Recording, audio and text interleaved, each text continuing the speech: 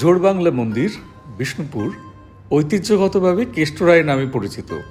রাধেশ্যাম মন্দিরের দক্ষিণে অবস্থিত এই মন্দিরটি তার অনন্য কাঠামোগত বৈশিষ্ট্য এবং সূক্ষ্ম পোড়ামাটির অলঙ্করণের জন্য বিখ্যাত। 11.8 মিটার একটি বর্গাকার ভিত্তিভূমির উপর দক্ষিণমুখী এই মন্দিরটি প্রতিষ্ঠিত এবং এর উচ্চতা প্রায় 10.7 মিটার। স্থাপত্যগতভাবে মন্দিরটি দুটি বৃহৎ দোচালা মন্দিরের সমন্বয়ে তৈরি, যা লম্বভাবে সংযুক্ত এবং এর কেন্দ্রে একটি ছোট বর্গাকার চারচালা চূড়া নির্মিত, যেটি একটি কুঁড়ে ঘরের প্রতিরূপ। মন্দিরের প্রধান সম্মুখভাগে 3টি খিলানযুক্ত প্রবেশপথ আছে, যার উপরে রয়েছে খিলানযুক্ত কার্নিশ। দক্ষিণ দোচালা ঘরটি বারান্দা এবং উত্তর দোচালাটি গর্ভগৃহ। এর মাঝের অংশটি মণ্ডপ। গর্ভগৃহের মাঝখানে ষড়ভুজ শ্রীচৈতন্যদেবের একটি স্টাকো মূর্তি স্থাপিত। মূর্তিটি পিছনের দেওয়ালে একটি উঁচু স্তম্ভের উপর খোদিত।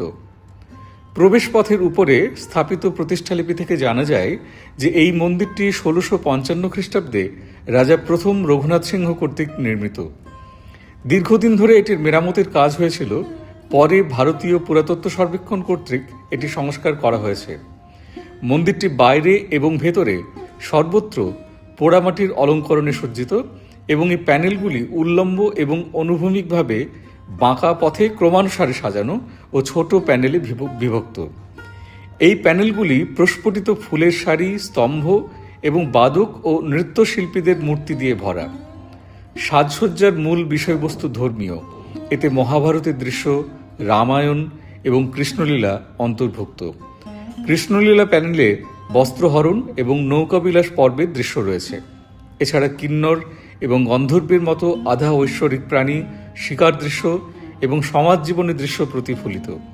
এই অপূর্ব মন্দিরটি দারু ভাস্কর্যের অনুপম উদাহরণ, যা দক্ষতার সাথে টেরাকোটায় রূপান্তরিত হয়েছে এবং যার ফ্রেমের মতো কাঠামো রয়েছে, যার উপর দোচলা ছাদ অবস্থিত।